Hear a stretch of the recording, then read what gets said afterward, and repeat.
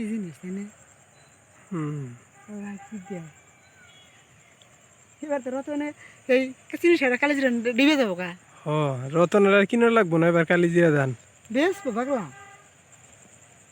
যে সুন্দর কালিজিরা ধান হইছে। এটা কি রতনে করলে? হ্যাঁ এই রতন গেলে একটা খেতে রতনে গেলে গেলে আর কোনো কালি জিরা খাই আর এটা হলো চিনি সাগর না?